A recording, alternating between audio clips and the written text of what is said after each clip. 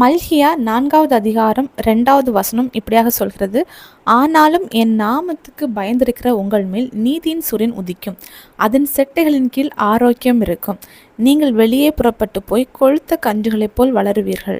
ஏசப்பா அவங்கள பார்த்து சொல்கிறாங்க, ஒரு சூரியன் உதிச்சா எவ்வளோ பெரிய பிரகாசம், எவ்வளோ பெரிய ஆசீர்வாதம் இருக்குமோ, அதே மாதிரி ஆண்டவருடைய நாமத்துக்கு பயந்திருக்கிற உங்கள் மீது நீதியின் சூரியனாகிய ஏசப்பா உதிப்பாங்க. மழை ஒரு ஆசீர்வாதமான ஒன்று, ஆனால் அதுவே அதிகமாக மழை பெஞ்சிச்சு அப்படின்னா ஒரு அழிவை தான் கொண்டு வரும். ஆனால் அதன் மத்தியில் ஒரு சூரிய ஒளி வந்துச்சுன்னா நமக்கு எப்படி சந்தோஷம் இருக்குமோ, அதே மாதிரி இன்னைக்கு ஏதோ ஒரு அழிவின் பாதையில் நம்ம கடந்து போயிட்டுருக்கலாம், ஒரு இருளின் பாதையில் கடந்து போயிட்டுருக்கலாம், ஒரு தனிமையில் இருக்கலாம், யாருமே நம்முடைய கண்ணீரை பார்க்காத ஒரு சூழ்நிலையில் இருட்டில் உட்காந்து அழுது கொண்டு இருக்கலாம், நம்முடைய சரீரத்தில் ஆரோக்கியம் இல்லாமல் இருக்கலாம், நம்முடைய மனசில் ஆரோக்கியம் இல்லாமல் இருக்கலாம்.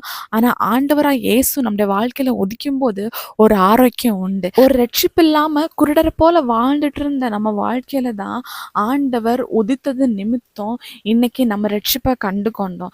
இதே மாதிரி நம்ம வாழ்க்கையில் ஒரு ஆரோக்கியமற்ற சூழ்நிலையில், ஒரு செழிப்பற்ற சூழ்நிலையில் நம்ம வாழ்ந்துட்டு இருக்கலாம். நீதியின் சூரியனாகிய இயேசு நம்முடைய வாழ்க்கையில் உதிக்க இடம் கொடுக்கும்போது நம்முடைய வாழ்க்கையில் இருக்கிற பிரச்சனைகள், போராட்டங்கள், கண்ணீர்கள் எல்லாவற்றையும் அவர் மாற்றுவார். அவர் மேலே நம்பிக்கை உள்ளவர்களாக இருங்க. அவரை பற்ற ஒரு பயம் நமக்கு எப்போவுமே இருந்துட்டு இருக்கணும். ஏன்னா ஏசப்பா நம்மளை காண்கிற தேவன். அவர் மேலே உங்களுடைய கவலைகளை எல்லாவற்றையும் வைத்து விடுங்க. ஆண்டவர் உங்கள் வாழ்க்கையில் நிச்சயமாக உதிப்பார்.